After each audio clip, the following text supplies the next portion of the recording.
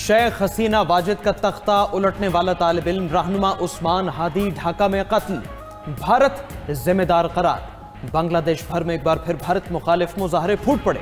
भारतीय नवाज मीडिया के दफातर और अवामी लीग के ऑफिस नजर आतिश। मुजाहिरीन ने राजशाही में शेख मुजीब का बाई घर भी जला डाला। चिटागोंग में भारतीय मिशन की बिल्डिंग पर भी हमला, जलाओ घिराव और तोड़फोड़। ढाका के हादी स्क्वायर शाहबाग में नौजवानों का मरकजी धरना जारी, भारत के खिलाफ नारेबाजी। मुजाहिरीन ने मोदी को गुजरात का कसाब करार दे दिया, कहा मोदी इंसानियत के जराइम का जिम्मेदार है। हादी का कत्ल भारतीय एजेंसी रॉ ने कराया, भारत कातिलों को बांग्लादेश के हवाले करे।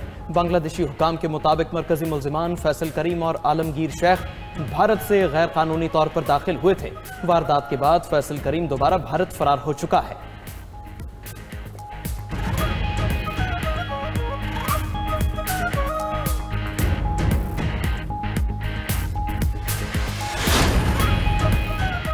तुलबा तहरीक के तर्जुमान उस्मान हादी की मैयत सिंगापुर से ढाका पहुंचा दी गई। नमाज जनाजा कल पार्लियामेंट के सामने अदा की जाएगी। उस्मान हादी को गुज़िश्ता जुम्मे को ढाका में मोटरसाइकिल सवारों ने सर में गोली मारी थी। इलाज के लिए सिंगापुर मुंतकिल किया गया मगर जांबर न हो सके। हादी की मौत पर नमाज जुम्मा के बाद बांग्लादेश भर में दुआया तकरीबात। हुकूमत का नौजवान सियासी रहनुमा के कत्ल पर कल यौम सोख का ऐलान। उबूरी हुकूमत के सरबराह मोहम्मद यूनुस ने उस्मान हादी के कत्ल को इलेक्शन सबूताश करने की साजिश करार दे दिया। मकतूल नौजवान रहनुमा उस्मान हादी साबिक वजीर आजम शेख हसीना की माजूली की तहरीक के अहम रहनुमा थे। एहतजाजी मुजाहिरों को मुनज़्ज़म और सियासी इस्लाहात के मुतालबे में पेश रहे। हादी बांग्लादेश के अंदरूनी मामलात में मुदाखलत पर भारत पर भी खुलकर तनकीद करते थे। एक इंटरव्यू में कह चुके कि अगर वो कत्ल कर दिए गए तो फिर भी जिद्दोजहद जारी रहेगी।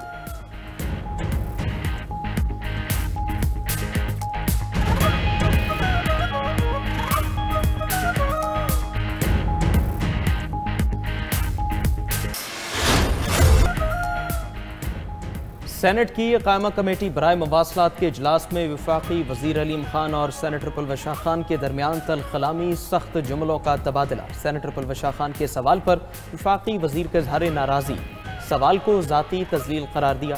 सेनेटर परवेश खान ने अलीम खान को मुखातिब करते हुए कहा, तुम हो कौन इस तरह की बात करने वाले? जिसके जवाब में अलीम खान बोले, आप लोग जात पर उंगलियां उठाते हैं, सारे जमाने के बेईमान लोग यहाँ इकट्ठे हुए हैं, आप इज्जत करेंगे तो आपकी इज्जत हम करेंगे। कमेटी चेयरमैन और दीगर मेंबरान ने मुदाखलत करके इजलास की कार्रवाई आगे बढ़ाई।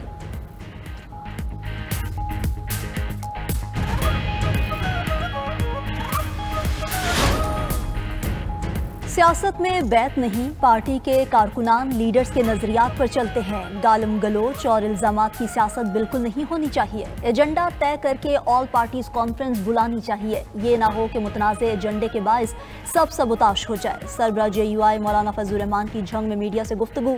वतन के दिफा को नाकाबिले तस्खीर करार देते हुए मौलाना का कहना था, पाकिस्तान ने बहादुरी से इंडिया की जारहियत का जवाब दिया। इत्मीनान है कि पाकिस्तान का दिफा ताकतवर है।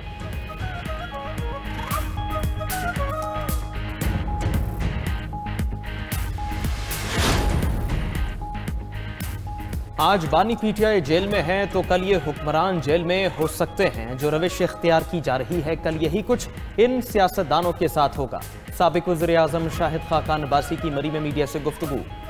नया बल्दियाती निज़ाम जमहूरियत की बुनियादी रूह के खिलाफ करार दिया, कहा गैर जमाती बल्दियाती इलेक्शन से मुंतखब लोगों को पुलिस के जरिए हुकूमती जमात में शामिल कराया जाएगा।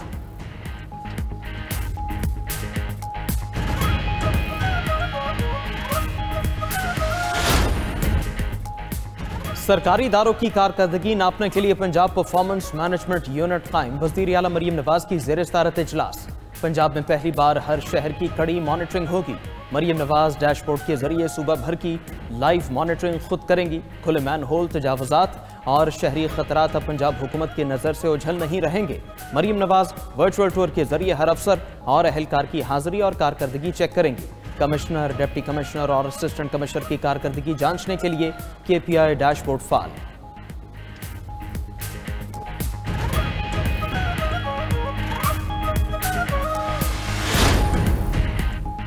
वज़ीर आला खैबर पख्तूनख्वा सुहेल आफरीदी की ज़ेर सदारत काबीना का इजलास। सुहेल आफरीदी ने खिताब करते हुए कहा कि वादे के बावजूद NFC फंड्स ताहाल जारी नहीं किए गए।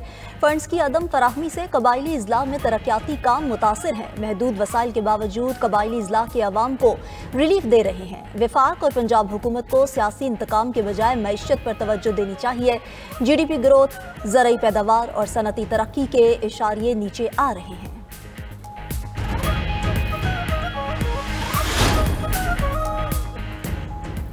सिंध असेंबली ने सूबे में आईनी बेंचेस के क़याम के लिए कानून की मंजूरी दे दी। आईनी बेंच के सरबराह को अलग दफ्तर और माहाना इजाफी 2 लाख रुपए एजाजिया मिलेगा। असेंबली में चूहों के गंदम खा जाने और महकमा खुराक में करप्शन की गूंज भी सुनाई दी। ऐवान ने सिंध सेफ सिटी तरमीमी बिल भी कसरत राय से मंजूर कर लिया। उधर वज़ीर आला सिंध से ताजरों की मुलाकात। मुराद अली शाह ने कहा, हुकूमत भत्ताखोरों के खिलाफ सख्त कार्रवाई करेगी। बैरून ममालिक भत्ताखोरों के जल्द रेड वारंट जारी होंगे।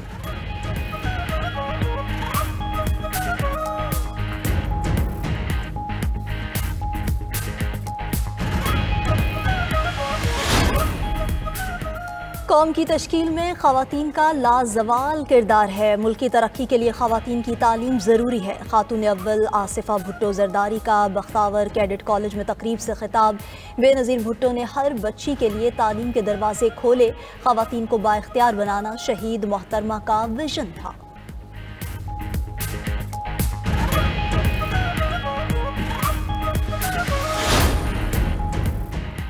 सिंध हुकूमत ने खवातीन को स्कूटी चलाने की तरबियत देने का आगाज कर दिया। सीनियर वजीर सिंध शर्जील मेमन का कहना है, कराची में कोरंगी, गुलशन इकबाल और मलीर में तरबियत का आगाज हो चुका है। हैदराबाद में भी स्कूटी तरबियत 18 दिसंबर से शुरू कर दी। खवातीन को बाइख्तियार बनाना हुकूमत सिंध की अवलीन तरजीहात में शामिल है। उधर सिंध हुकूमत का सूबे के बल्दियाती कानून में तरामीम का फैसला। वज़ीर बल्दियात नासिर हुसैन शाह की ज़ेर सदारत इजलास की अंदरूनी कहानी सामने आ गई। मौजूदा बल्दियाती इदारों की मुद्दत मुकम्मल होने पर बल्दिया उज़्मा को ख़त्म करने पर गौर।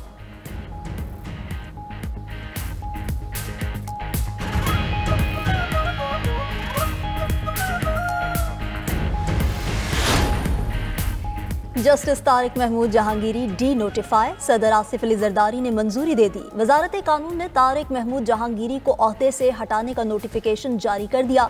इस्लामाबाद हाई कोर्ट ने माजूल जज तारिक महमूद जहांगीरी की तकर्रुरी को गैर कानूनी करार दिया था। जस्टिस तारिक जहांगीरी की अदालत में आज के केसेस की कॉज लिस्ट भी मंसूख।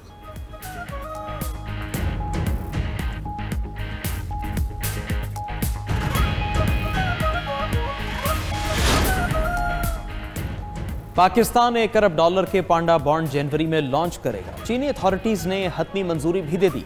वज़ीर ख़जाना मोहम्मद औरंगज़ेब की ज़ेर सदारत इजलास में डेट मैनेजमेंट टीम की ब्रीफिंग। बताया कि चीन का इदारा जाती ताउन मुआफ़िक़ाना है।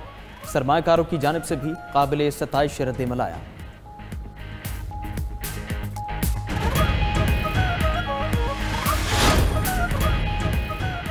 अमरीका, कतर, मिस्र और तुर्किया के हुकाम आज गजा अमन मुआहदे के अगले मरहले पर बातचीत करेंगे। अमरीकी खुसूसी एलची कतरी वज़ीर आज़म मिस्र और तुर्किया के वज़ीर ख़ारजा शरीक होंगे। जंगबंदी के दूसरे मरहले में गजा से इसराइली फ़ौज का मुकम्मल इनखिला, हमास का गैर मुसल्लह होना और फोर्स की तैनाती शामिल है। इसराइल की मुसलसल जंगबंदी की खिलाफ वर्जी भी ज़ेर गौर होगी।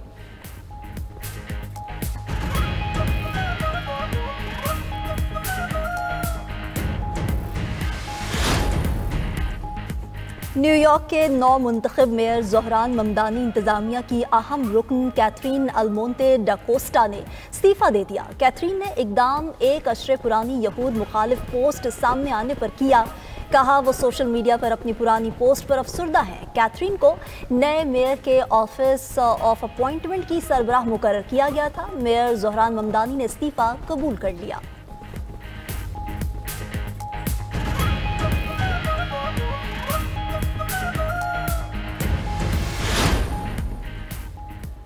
ताइवान के दारुल हुकूमत ताइपे में मेट्रो स्टेशन पर धुएं के बम और चाकू से हमला। 3 अफराद हलाक, 9 जख्मी हो गए।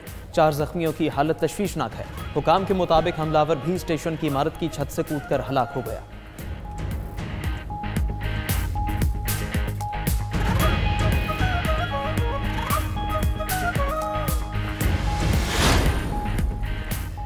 फ्रांस में बीमारी के बायस मवेशियों को ज़बह करने पर किसानों का एहतजाज। सरकारी इमारतों के सामने रुकावटें खड़ी करके आग लगा दी। किसानों ने सेब, गाजर समेत दीगर सब्जियों और फलों को आग पर फेंका। मुल्क में जून से अब तक 3000 मवेशी ज़बह किए जा चुके हैं।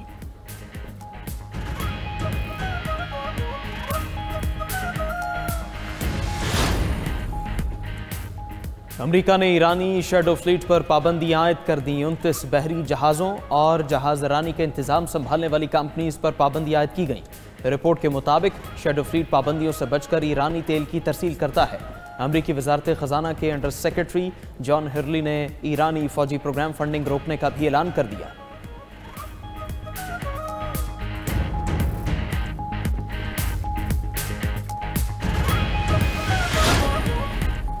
भारत में बेरोजगारी का तूफान। 187 असामियों के लिए 9000 से ज्यादा उम्मीदवार पहुंच गए। खबर एजेंसी के मुताबिक भारतीय रियासत उड़ीसा में सुंबलपुर पुलिस ने 24 पुलिस स्टेशन के लिए होमगार्ड की भर्तियों के इम्तिहान रखे। काबिलियत 5वीं पास थी, लेकिन आला तालीम याफ्ता अफराद भी शरीक हुए।